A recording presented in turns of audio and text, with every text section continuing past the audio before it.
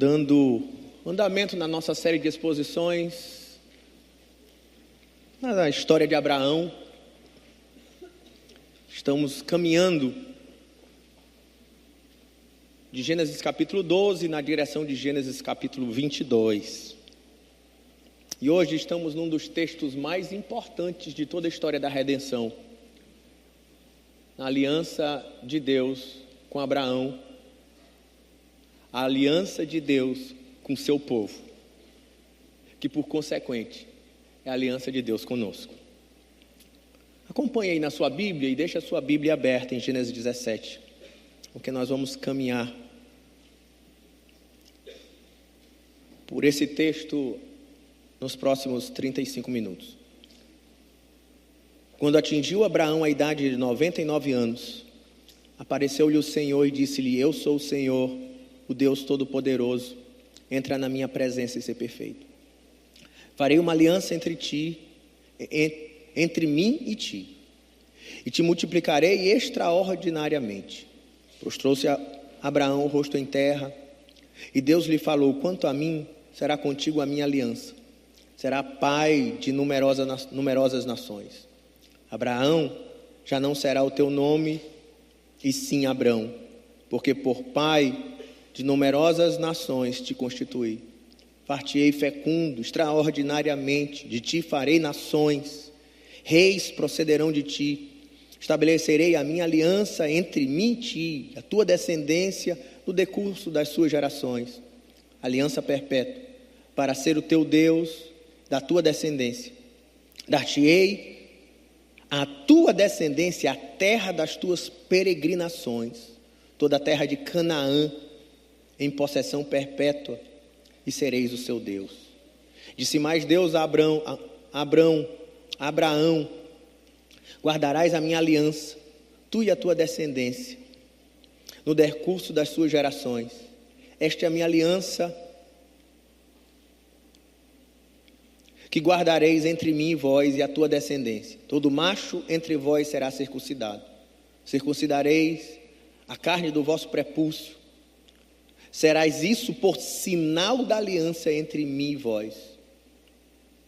O que tem 8 dias será circuncidado entre vós, todo macho nas vossas gerações, tanto o escravo nascido em casa, como comprado a qualquer estrangeiro, que não for da tua estirpe.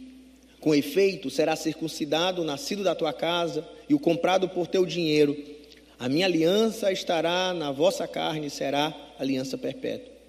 O incircunciso que não for circuncidado na carne do prepúcio, essa vida será eliminada do seu povo. Quebrou a minha aliança. Disse também Deus a Abrão: a Sarai, tua mulher, já não lhe chamarás Sarai, porém Sara. Abençoá-la-ei, e dela te darei um filho. Sim, eu a abençoarei, e ela se tornará nações, reis de povos procederão dela. Então se prostrou Abraão, rosto em terra, e se riu, e disse consigo: a um de 100 anos há de nascer um filho, dará à luz Sara com 99 anos. Disse Abraão a Deus: tomara que viva Ismael diante de ti. Deus lhe respondeu: de fato, Sara tua mulher te dará um filho, ele chamará Isaque. Estabelecerei com ele a minha aliança perpétua para a sua descendência. Quanto a Ismael, eu te ouvi, abençoá-lo-ei, falo-ei fecundo e o multiplicarei extraordinariamente. Gerará 12 príncipes, e dele farei uma grande nação. A minha aliança, porém, estabelecerei com Isaque, o qual Sara te dará à luz nesse mesmo tempo, daqui a 1 ano. E finda a fala com Abrão, Deus se retirou dele, elevando-se. Tomou, pois, Abraão seu filho Ismael, e a todos os escravos nascidos em sua casa, e a todos os comprados por seu dinheiro, todo macho dentre os da sua casa, e lhe circuncidou a carne e o prepúcio de cada um, naquele mesmo dia, como lhe ordenara. Tinha Abraão 99 anos de idade quando foi circuncidado na carne e no prepúcio. Ismael, seu filho, era de 13 anos quando foi circuncidado na carne do seu prepúcio. Abraão e seu filho Ismael foram circuncidados no mesmo dia. E também foram circuncidados todos os homens da sua casa, tanto os escravos nascidos nela, como os comprados por dinheiro ao estrangeiro. Vamos orar mais uma vez. Senhor, estamos diante da Tua palavra. Nós oramos para que o Senhor ilumine os olhos do nosso coração, pelo Teu Espírito, para que consigamos compreender a Tua palavra com clareza. Mas mais do que no seu sentido, que ela encontre no nosso coração significado, que ela encontre no nosso coração lugar de transformação para os nossos dias, para a nossa história, para a nossa identidade. Fala conosco, fala comigo, fala com os meus irmãos. Viemos aqui desejosos para te adorar e para ouvir a Tua voz. Em nome de Jesus. Amém. Estamos no texto de Abraão Deus, na verdade, fazendo aliança com Abraão. Eu quero intitular a mensagem de hoje em aliança com Deus. E aqui é quando o contrato, vamos chamar assim, dessa aliança é assinado entre Deus e Abraão. Vocês já assinaram um contrato alguma vez? Eu já assinei um contrato, inclusive essa semana. Graças a Deus, aluguei minha casa, né, meu amor? Estou no apartamento novo. E quando a gente pega um contrato, a gente vai encontrar no contrato de compra e venda, ou no contrato de aluguel, ou de serviço, quem é o contratante, o contratado, quais são os termos do contrato, os termos de rescisão, as assinaturas, aquelas cláusulas. Pois bem, nós estamos aqui num tipo de relação que está sendo feito entre Abraão e Deus. Usando uma palavra mais técnica, era um tipo de relação suzerano-vassalo, que havia regras de bênção e proteção, por outro lado, regras de obediência e fidelidade. Mas nesse caso, era Deus fazendo uma aliança com Abrão e com a sua descendência. Uma aliança divina, onde o próprio Deus vem ao encontro, em uma teofania, em uma experiência de Abraão com o próprio Deus, que foi ao encontro dele, 13 anos depois. Que não depende de advogados, nem de testemunhas humanas, mas que depende unicamente da fidelidade de Deus, do Todo-Poderoso. Aqui, Abraão tinha 99 anos de idade. É interessante que é um momento onde Abraão já tinha tido alguns encontros com Deus. Em Gênesis capítulo 12, entre outros. A aliança já tinha sido declarada em Gênesis capítulo 15. No momento onde, logo depois, passam-se 10 anos, ele fica impaciente e ele tenta dar um jeitinho. Eu preguei isso no último domingo. E ele, em vez de esperar no Senhor, de que de forma sobrenatural desse uma descendência por meio de Sarai, eles resolvem pegar um atalho por meio da carne. E aí eles pegam a serva Agar, a escrava Agar, para com ela gerar filhos. E aí nasce Ismael, e disso muitos problemas. Típico de todas as decisões carnais e humanas que tomamos na vida. Agora, 13 anos se passaram, desde aquela experiência com Ismael. 13 anos de silêncio. E é interessante, até faço uma fala, porque às vezes fica achando que mesmo os patriarcas, os profetas, tinham uma experiência com Deus que falava toda manhã, toda tarde, toda noite. Olha, vê como tinha algumas décadas entre uma e outra experiência que eles tinham com Deus, e aquilo gerava no coração deles ansiedade. medo, questões, perguntas, como seres humanos. Mas agora, 13 anos depois, aparece mais uma vez Deus a Abrão e apresenta novamente a aliança, agora com mais detalhes, apresentando os termos. Ele amplia as promessas, estabelece um sinal visível, muda o nome de Abrão, muda o nome de Sarai, tudo isso para deixar selado a aliança que ele tinha feito com Abrão. Mas é uma aliança que exigia de Abrão resposta imediata, fé e obediência. E nós, assim como Abraão, vamos aprender hoje que precisamos estar em aliança com Deus. Eu preciso estar em aliança com Deus. Você precisa estar em aliança com Deus. E Ele nos chama, Ele promete, Ele marca, Ele nos ensina a crer. Ele espera de nós obediência para viver com Ele uma relação de aliança, de um pai com um filho, de um noivo para com uma noiva, de um homem para com seu melhor amigo, um povo chamado para ser amigo de Deus.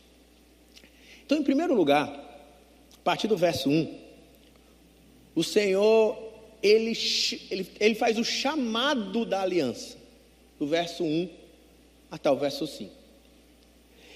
E ele diz assim, no meio desse primeiro momento onde ele aparece, e ele vai dizer, começa dizendo assim: eu sou o Deus Todo-Poderoso, anda na minha presença e ser perfeito. É assim que ele chama a aliança. É assim que ele começa apresentando quem é o agente dessa aliança. É o El Shaddai. O El Shaddai é o nome que acompanha, o nome de Deus que acompanha os patriarcas. O El Shaddai é aquele que está ligado, é o nome que está ligado com a onipotência de Deus. Por acaso seria impossível para Deus fazer de Sara uma mulher estéril, talvez na menopausa, com 99 anos de idade? Seria demasiadamente difícil para Deus fazê-la ter filhos? Deus começa se apresentando: eu posso cumprir as minhas promessas, porque eu sou o El Shaddai, eu sou o Todo-Poderoso. Ele é aquele que, para cumprir as suas promessas, não precisa do jeitinho humano, não precisa dos Ismaéis, não precisa dos atalhos. É isso que ele está dizendo a Abrão: o que fala contigo é o que pode qualquer coisa. Amém, irmãos? Esse é o seu Deus. Amém? Esse é o nosso Deus. E ele, nesse chamado à aliança, ele dá os primeiros termos. Ele diz assim: anda na minha presença e ser perfeito. Ele diz: eu sou todo poderoso que te chamei para ser meu povo. Faço uma aliança eterna contigo e com tua geração. Agora você, Abrão, o que eu espero de você? Anda na minha presença. Na Reforma Protestante, se fortaleceu ou se cunhou um termo latino que chama Coreon Deum, andando na presença de Deus. É isso que é estar aliançado com Deus. Alguns acham que é frequentar a igreja de domingo, outros acham que é participar da ceia, talvez acham que é ter um compromisso com uma igreja local depois do batismo, e tudo isso faz parte do processo da aliança. Mas tudo isso é hipocrisia, se eu não entendo que estar em aliança com Deus tem a ver com andar diante de Deus em todo tempo. Onde a minha religiosidade, no bom sentido da palavra religião, onde a minha fé se expressa não só quando eu adentro as portas do prédio da minha comunidade, mas eu ando diante de Deus na minha faculdade. E lá eu vivo para o agrado dele. Eu ando diante de Deus quando assino meus contratos de trabalho, nos meus negócios, na maneira que eu ganho dinheiro. Quando eu vivo diante de Deus, quando eu entro no campo de futebol, e tem muitos que nessa hora diz: Deus, essa hora não, aqui não, Deus fica no portão. Quando eu entro na quadra de beach tênis, e ali eu tenho a ajuda de Deus ainda, né, Paulo? Joga demais. Eu tenho que entender que eu ando na presença de Deus, e aí eu não sei onde é que estão os jovens, acho que eles estão mais lá em cima. Quando eu sento no sofá da casa da minha namorada, estou coreondeu. Isso é culto.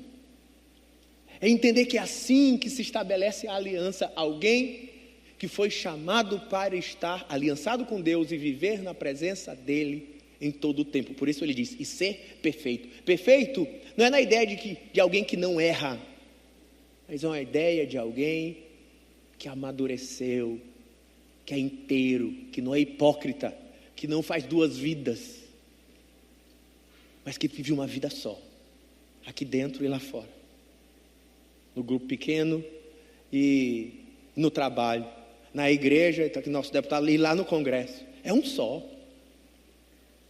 É um só, não somos dois, somos um só, porque vivemos diante da presença de Deus. Isso vai trazer alguns aspectos. Primeiro, em comunhão com o próprio Deus. Eu ando em comunhão com Ele. Na presença do Todo-Poderoso.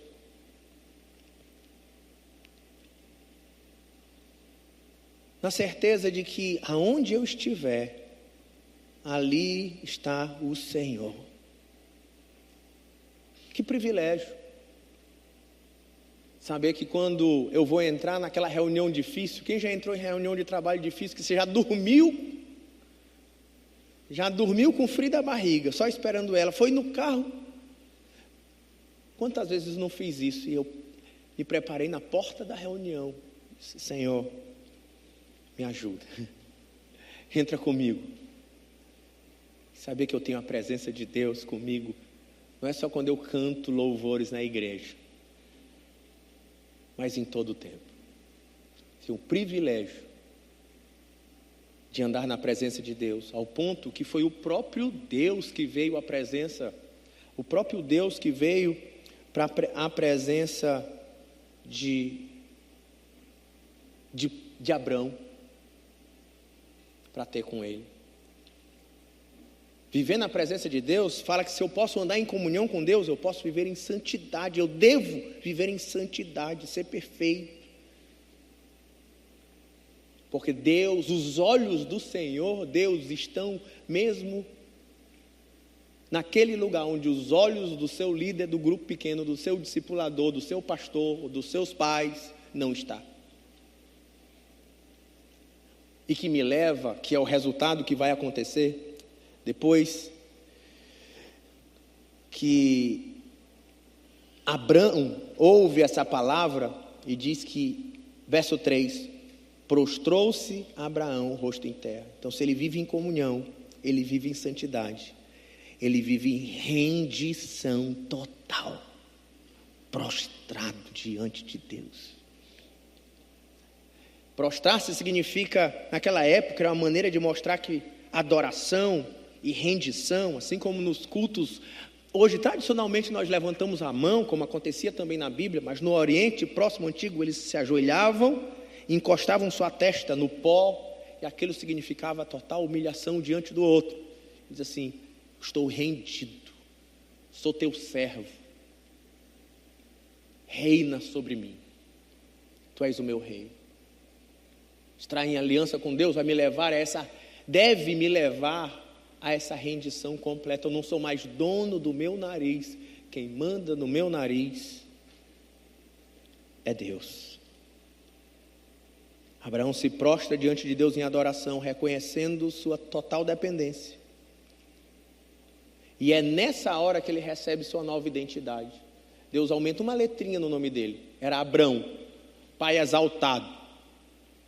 E agora, colocando uma nova letrinha, ele vira Abraão, que está ligado às promessas que ele recebe, a essa aliança. Você será pai de muitas nações. E quem colocava um nome no mundo antigo era aquele que tinha a propriedade. Isso está nos materiais antigos, tanto na Bíblia quanto na arqueologia, nos livros do tempo, dando a ideia de que agora Abrão, de maneira clara, além de ter um sinal de aliança com Deus, ele fica claro: Deus mudou o meu nome, é Ele que manda em mim. Quero dizer para você, se aliançar com Deus, e o que a gente faz isso por meio de Cristo, como veremos a seguir no nosso tempo. Entrar em aliança com Deus significa tomar a decisão de deixar de ser dono do seu próprio nariz. Se tornar cristão não é mudar de religião. Se tornar cristão não é concordar com uma série de doutrinas. Se tornar cristão é dizer: Senhor Jesus, eu me prostro diante de Ti, eu não quero saber qual é a minha vontade, eu quero saber qual é a Tua vontade, e eu quero viver para Ti. É botar o joelho no chão, a testa no pó e dizer: quem manda em mim é o Senhor, fala que eu obedeço. Tu és meu dono, eu sou seu servo. Muda o meu destino, porque eu não vivo para exaltar a mim, ou os meus pais, ou o meu nome. Pai exaltado, Deus muda o nome para Abrão, pai de multidões, ligado à vontade, não de Abrão, não ao nome de Abrão, mas à vontade de Deus, e para dar glória de Deus. Assim, nós fomos chamados para viver em comunhão, santidade, redenção completa, em aliança com Ele, recebendo uma nova identidade em Cristo. A verdadeira aliança começa quando nós nos rendemos diante do Todo-Poderoso. Logo em seguida, se em primeiro lugar a gente viu o chamado da aliança, em segundo lugar, a partir do verso 6 até o verso 8, a gente vê as promessas da aliança.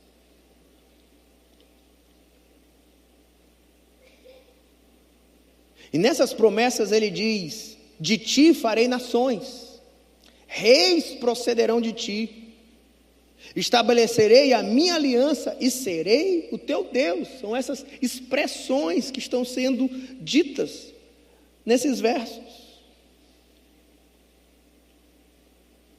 Abraão já não será o teu nome, presta atenção, você será pai de numerosas nações. E é interessante que você, quando percebe na leitura da Bíblia, por exemplo, como em Romanos capítulo 4, no verso 16 e 17, a gente em Salmo 87, dos versos 4 a 9, a própria Bíblia vai interpretando a ideia de que Deus será pai de nações, Ele vai abençoar todas as famílias da terra. Não era, a gente tem que interpretar de duas maneiras, segundo a leitura da própria Bíblia. São os filhos biológicos, mas também os filhos espirituais, que entrariam na aliança por meio da fé. E a primeira verdade dele é essa: você será pai de uma grande nação. Haverá uma semente, muitos povos serão aliançados com Deus por meio do seu descendente. E, em primeiro lugar, eu já quero trazer isso para Cristo, porque Paulo, ele vai explicar em Gálatas capítulo 3, no verso 16, diz assim: ora, as promessas feitas a Abraão e ao seu descendente, não diz aos descendentes, em 12, capítulo 7, não diz e aos descendentes, como falando de muitos, mas Paulo vai dizer, porém, como um só, e ao seu descendente, que é Cristo. O próprio apóstolo Paulo, seguindo esse caminho da semente que leva ao Messias prometido, vai dizer, sabe, havia um descendente em especial, que é o descendente da promessa, o descendente do milagre, que é Cristo, o próprio Deus que se faria homem como semente de Abraão, semente de Davi, nascido de Maria, por meio de um milagre, virgem. O Senhor Jesus, o Rei dos Reis, veio à terra. Ele é o descendente prometido da parte de Deus. Aqui Abraão já recebe a promessa de esperança futura para todos os homens e para toda a humanidade, de ter uma possibilidade de aliança com Deus por meio de Jesus, de forma que, assim como Abraão teve o encontro do Deus que veio à presença dele, Jesus é o próprio Deus que veio à nossa presença, se fazendo carne, para morrer em nosso lugar, para estabelecer essa nova e viva aliança por meio da fé a todos os povos. Mas nisso, ele estabelece um povo, que era o povo, em um aspecto era o povo de Israel, o povo dos hebreus, dos judeus, das 12 tribos. Mas o Novo Testamento, por exemplo, em Gálatas capítulo 3, versículo 7, diz que esse povo ele se estende. O próprio Antigo Testamento já falava desse Israel como oráculo para as nações. Assim como a própria bênção falava que os escravos de outras nações poderiam entrar na aliança. Isso se expande ao ponto que Gálatas capítulo 3, no verso 7, o apóstolo Paulo diz: sabei, pois, que os da fé, que são os filhos de Abraão. Na verdade, esse povo de Deus é muito mais do que um Israel nacional. Não é à toa que o Senhor Jesus diz: ide por todas as nações e pregai o evangelho. Não é à toa que ele diz: e recebereis poder do Espírito Santo e sereis minhas testemunhas em Jerusalém, Samaria e Judeia, até os confins da terra. Porque os da fé, nós aqui no Brasil, 2000 anos atrás, nos tornamos em Cristo filhos de Abraão, aliançados com Deus por meio de Cristo, através da fé. Esse povo hoje é a igreja do Senhor Jesus, composta de judeus e gentios, unidos pela fé em Cristo, para que possamos ser aliançados de Deus, raça eleita. Essas expressões que antes eram para judeus, para Israel, está lá em Êxodo capítulo 19, Pedro no capítulo 2, no verso 9, vai usar para nós cristãos. Vós, porém, sois raça eleita, sacerdócio real, nação santa, povo de exclusividade de Deus, a fim de proclamardes as virtudes daquele que vos chamou das trevas para a maravilhosa luz. E para viver com o próprio Deus, que ele diz, ele repete 2 vezes, entre esses versos, eu serei o teu Deus, eu serei o seu Deus. Olha no verso 8, dizendo, vocês serão o meu povo, vocês estarão na minha presença. Tanto que em Israel é colocado o templo. Eu não sei se você lembra, quando você leu no Pentateuco, o templo, o tabernáculo, ficava no centro das 12 tribos. Um judeu, quando alguém perguntava, você sabe aonde está Deus? Sabe como talvez ele responderia, lógico, de forma didática? Você vai aqui direto, segunda direita, ele é bem aqui, é meu vizinho. Deus mora aqui. Deus mora conosco. A casa dele é ali. Era um povo que andava na presença de Deus. Logo depois o templo é feito e é construído em Israel. E o Monte Sião era o lugar de habitação de Deus. Mas o Senhor nos fez o seu povo. E do seu povo, Ele fez o seu templo. Somos nós, a sua igreja. Porque Ele disse, aquele templo seria derrubado. Um novo templo seria reconstruído. Nele mesmo, em Cristo. Mas depois Ele diz que nós somos o corpo de Cristo. A extensão dessa vida, dessa experiência, de qual não sabei que vós sois o templo do Espírito Santo e que o Espírito Santo habita em vós.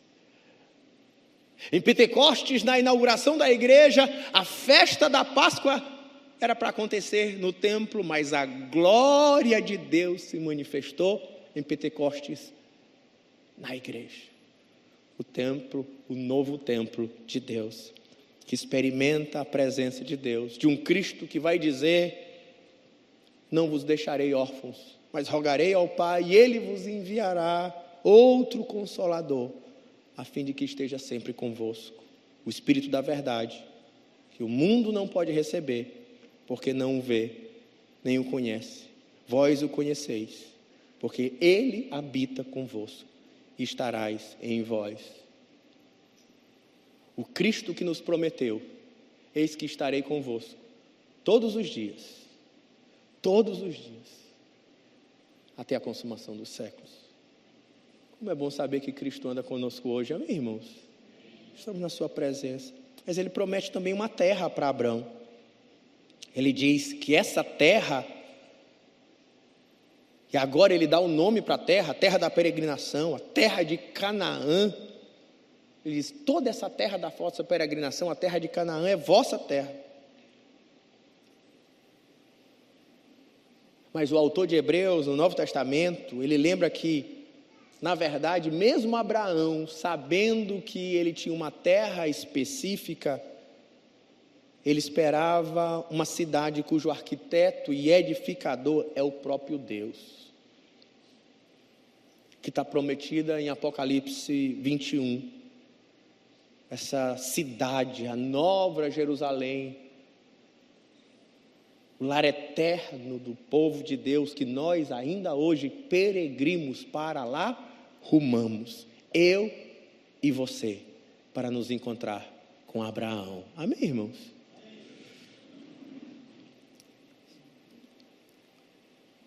Assim como João viu, eis que vi, Apocalipse 21, 1 e 2, eis que vi novo céu e nova terra, pois o primeiro céu e a primeira terra passaram, e o mar já não existe mais, e também a cidade santa, Nova Jerusalém, que descida do céu da parte de Deus, ataviada como noiva, adornada para o seu esposo, em Cristo.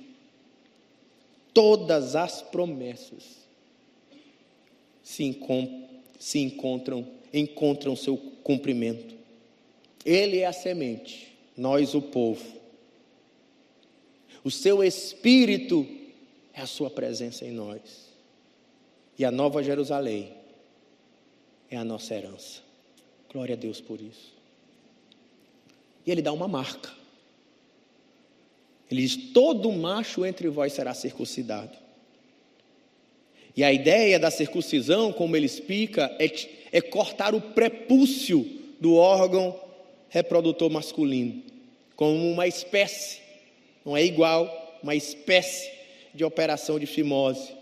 Mas se por alguns achavam que isso era por motivo de saúde, não. Aquilo era um sinal físico, visível, para que todas as nações vissem, nós temos uma aliança com Deus. Ele marcava Israel como um povo distinto, especial, separado para Deus.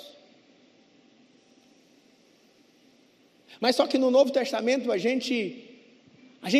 o Senhor Jesus, Ele foi nos colocar outras marcas distintivas, diferentes da circuncisão. Sabemos, nas discussões de Paulo com os demais apóstolos, que nós não precisamos mais praticar a circuncisão, o sábado e outras leis distintivas judaicas, mas nós temos marcas distintivas de obediência e aliança com Deus. Uma dessas marcas distintivas é o próprio batismo. Tem gente que diz assim: eu já aceitei Jesus, mas eu não quero batizar. Não precisa. Sim, precisa. Primeiro, porque Deus mandou. Quem crê e for batizado será salvo. Segundo, porque é uma marca pública de fé. A gente não pode ser um cristão escondido, ninguém sabe que eu sou crente. A gente tem que ser crente na cara de todo mundo, no bom sentido da palavra. Publicamente, por isso que a gente vem para o domingo, porque todo mundo vai saber que domingo eu não posso jogar beach tênis, não, porque eu tenho igreja. Eu não preciso dizer, não, minha mamãe não deixa, não, porque eu vou para a igreja. A gente tem marcas públicas da nossa fé. E você já declarou sua fé publicamente? Está na hora de deixar de ser 007 da fé. Turma de batismo está aberta, né, pastor Francisco? Corre lá, links na descrição do vídeo, estou brincando. O link está rolando no WhatsApp, né? Para inscrição para a nova turma do batismo. Publique a sua fé. É ordem do Senhor quando Ele diz: ide, portanto, e fazei discípulos a todas as nações, batizando em nome do Pai, do Filho e do Espírito Santo. Mas só que mesmo a circuncisão, no Antigo Testamento, ele era apenas pedagógico, ele era um sinal. E se ela não fosse acompanhada, segundo os próprios profetas, segundo o próprio Moisés, se ela não fosse acompanhada de uma circuncisão do coração, é só hipocrisia. Ela é falsa. Ela não tem valor. Isso vai estar, por exemplo, em Deuteronômio, no capítulo 10, no verso 16. Olha o que o próprio Moisés vai dizer. Deuteronômio, capítulo 10. Esse aqui eu não transcrevi nas minhas notas. No verso 16 ele diz assim: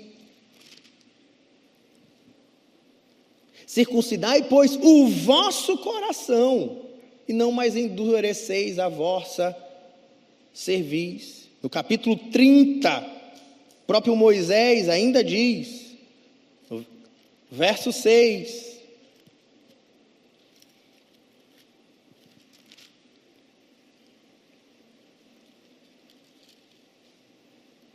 diz assim: o Senhor teu Deus circuncidará o teu coração e o coração da tua descendência, para amares o Senhor teu Deus de todo o coração, de toda a tua alma, para que vivas. Já viu uma ideia de que se você não circuncidar o coração, a circuncidão, o sinal visível é só hipocrisia. Mas aí o Senhor Jesus é aquele que cumpre essa promessa,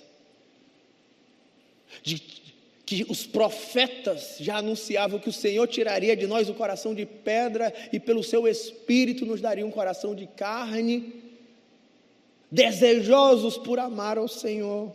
Colossenses capítulo 2, versos 11 e 12 diz assim: nele, em Jesus, também foste circuncidado. Nós fomos circuncidados em Jesus, é o que diz o apóstolo Paulo.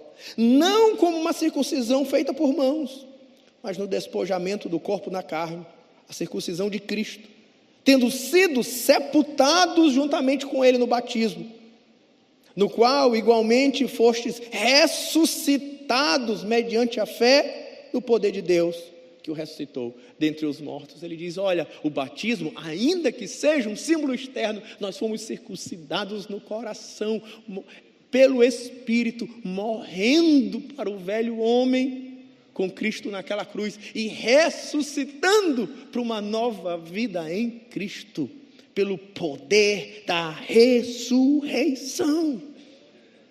Paulo ainda vai dizer aos Romanos, capítulo 2, no verso 29, mas o judeu é o que é interiormente, a circuncisão é a do coração, no espírito, não segundo a letra, cujo louvor não procede dos homens, mas de Deus. Assim, esse novo nascimento no Espírito, do Espírito que nos cela, como dito aos Efésios capítulo 1, verso 13, é que nos faz essa marca do selo do Espírito em nós, trazendo um novo coração. Essa é a circuncisão dos cristãos.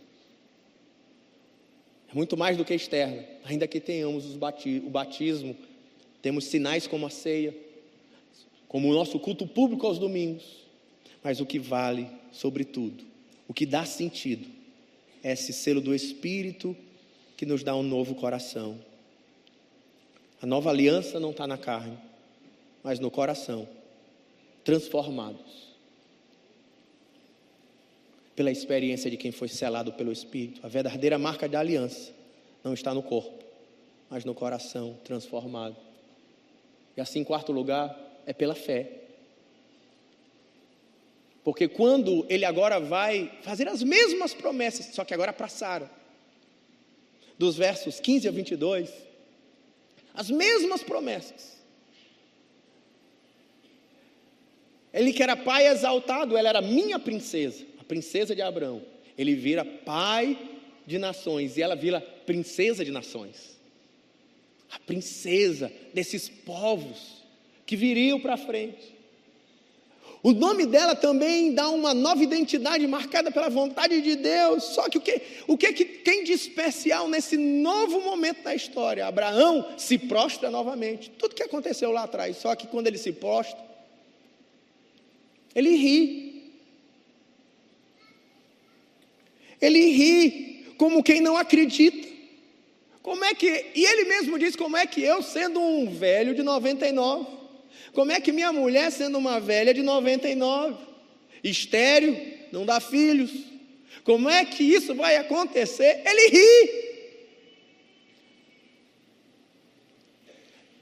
Talvez se você um dia falou para alguém de que você vai morar eternamente com o Senhor, ele riu.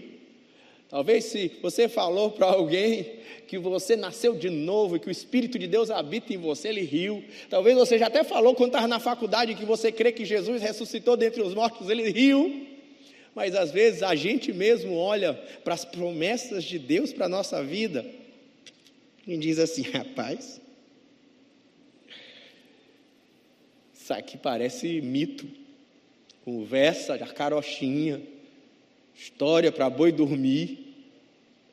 E é interessante que a Bíblia não fica mostrando os nossos heróis como Abraão é o herói da fé, né? O pai da fé. Que fé inabalável. Não, ele tem uma fé complicada igual a sua, igual a minha. A sua não, a sua é melhor que a minha. Igual a minha. Uma fé vacilante, claudicante, que crê sem crer.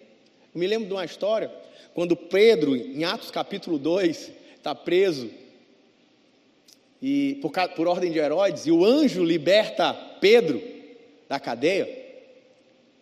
Aí ele corre para a casa de Maria, mãe de João, e Rode, a criada, que está junto com os discípulos, apóstolos, em oração pela vida de Pedro, vai atender a porta. Ela olha Pedro, nem abre para Pedro, volta para dizer para a turma, olha, Pedro está aí. Aí o que o pessoal diz? Está doida, não é? Que Pedro está preso. Eles estão orando pelo Pedro, na reunião de oração. Deus responde, liberta Pedro. Pedro aparece. Eles nem abrem a porta para Pedro, porque diz que Roy está doida. Às vezes a gente ora e nem crê que Deus vai responder. Não é assim. Assim Abraão riu. Aí ele diz, por isso o nome dele vai ser Isaac. Porque para lembrar que você não creu, você riu, mas também porque ele vai ser a alegria de vocês. Do cumprimento das promessas de que eu tenho para vocês. Porque, deixa eu dizer uma coisa para vocês, já caminhando para o fim do texto. Andar com Deus não é um caminho da lógica racional. Alcançar as promessas de Deus é uma caminhada de fé. E de uma fé no impossível.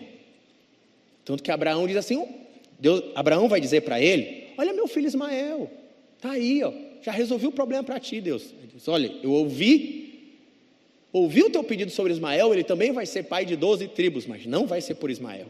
Não vai ser o filho da carne, não vai ser o filho do atalho, não vai ser o filho do jeitinho. Eu vou fazer Sara, com 100 anos de idade, daqui a um ano, dar filhos. Você crê no impossível, irmão? Nossa salvação, você crê na eternidade? Tantas promessas, você crê na eternidade? Eu não creio mais não, pastor. Creio que o importante é para hoje. Ser feliz, prosperar. Não creio mais nisso não. Inferno, não creio mais nisso não.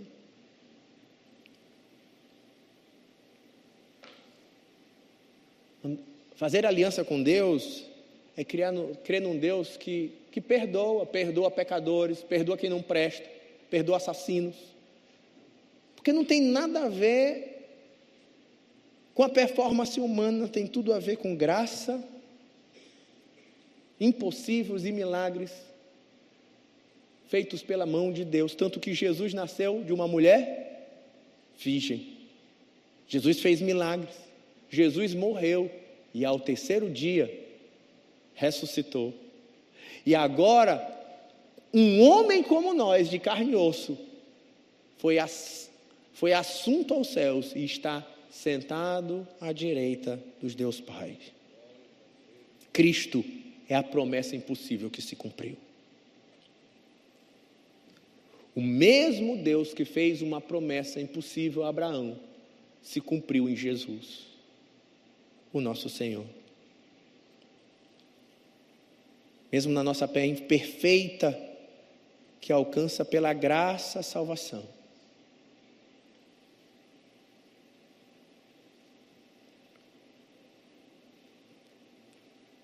Como Paulo vai dizer aos Romanos, também no mesmo texto de capítulo 4, mas no verso 19, e não enfraqueceu na fé, embora levassem em conta seu corpo já amortecido, tendo quase 100 anos, e a esterilidade do ventre de Sara, não duvidou por incredulidade na promessa de Deus, mas pela fé se fortaleceu, dando glória a Deus, sendo plenamente convicto de que ela era poderosa, de que ele era poderoso para cumprir o que prometeram. Por isso, a fé não busca atalho. A fé não acha que vai ganhar salvação pela religiosidade, pelas boas obras, pelo jeitinho. Não vive, mas é uma fé que espera. Que espera em Deus. Que descansa em Deus. E que crê no impossível. Assim, o último trecho, o compromisso da aliança, é bem simples. Sabe o que Abraão faz no final? Abraão obedece. Do verso 23 ao 27, não tem grandes questões teológicas. Tem só uma coisa: Abraão obedeceu.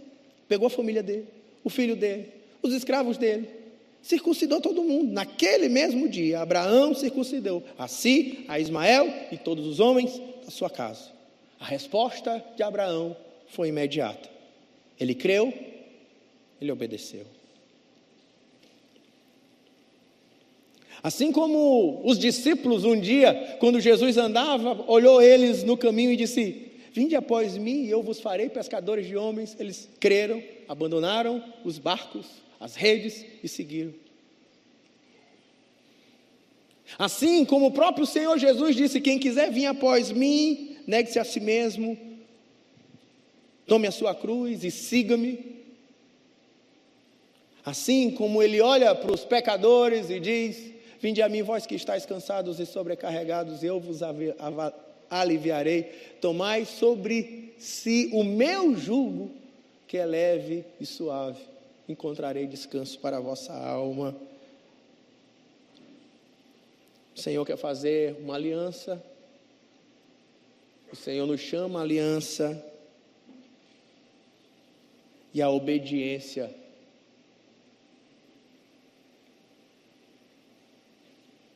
é a expressão de que eu tomei parte na aliança. É o sinal de que eu assinei o contrato. A obediência é a conversão inicial, é o discipulado contínuo. A obediência é a vida do aliançado. Hoje, o Senhor nos chama a responder como Abraão. Mas a aliança de Deus, ela é eterna, é fiel. Se você ainda não creu, talvez hoje é o dia de circuncidar o seu coração. Venha a Cristo. Aliance a sua vida com Deus, porque Ele é o único caminho. Ele é a verdade. Nele está a vida. Ele é a semente da promessa que traz a nova aliança em Deus. Mas talvez você já creu e um dia titubeou, enfraqueceu,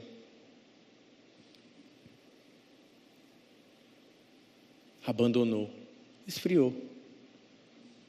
E hoje é o dia de crer. Eu queria que você abaixasse a sua cabeça. Para fazer uma oração como que diz: Senhor, firma-me na tua aliança. Dá-me fé. Fé para esperar, força para obedecer, coragem para te seguir. Agora e até a eternidade. Abaixe a sua cabeça e renove a sua aliança com o Senhor. Talvez, se é isso que você quer fazer essa manhã, repita essa oração comigo, onde você está, de cabeça baixa. Diga assim: Senhor Jesus, eu entrego a Ti a minha vida. Eu me alianço contigo. Eu quero abandonar o que não te agrada. Eu quero viver para Ti. Porque o Senhor veio ao meu encontro com graça, com amor, com misericórdia, para fazer uma aliança comigo. E hoje, quero dar um passo. Um passo que não pode mais ser adiado. Eu quero dar esse passo hoje. Quero estabelecer uma marca visível na Tua presença. Eu quero assumir hoje. Eu quero abandonar o atalho. Quero voltar para o caminho hoje. Renovar minha aliança contigo. Que o Senhor me lave no Teu sangue, Jesus. Me purifique. Eu entrego a Ti o meu coração para ser Teu discípulo, para viver para Ti em fé e obediência para sempre. Ainda de cabeça baixa, todos em oração. Queria saber, alguém entre nós fazendo uma decisão de entrega total a Cristo como nunca tem feito na vida antes? Faça um sinal na sua mão, eu quero conhecer e orar por você. Alguém entre nós nessa manhã? Alguém entre nós nessa manhã? Desejosos de entender, entregar a sua vida para Jesus. Ou talvez você quer reconciliar com o Senhor Jesus. Faça um sinal com a sua mão, eu quero orar por você. Dizer: eu quero voltar para o caminho. Eu quero abandonar os atalhos. Eu quero viver para Deus. Essa é a decisão mais importante que você pode tomar na vida. Fazer uma aliança com Deus por meio de Jesus. Por meio de Jesus. Deus abençoe, meu irmão. Deus abençoe. Deus abençoe. Mais alguém? Levante sua mão. Quero orar por você. Deus te abençoe, meu jovem. Deus te abençoe. Mais alguém fazendo essa decisão hoje? Você que está tomando essa decisão, quero orar por você. Pai, no nome de Jesus, para esses que estão tomando uma decisão ao teu lado nessa manhã, que o Senhor os encha do teu Espírito, que o Senhor os faça, conforme prometido na tua palavra, nascer de novo, receber o teu selo, nova vida, enchimento do teu Espírito, para ser guiado por Ti. Hoje, para todo sempre. Fique de pé comigo, vamos encerrar essa reunião.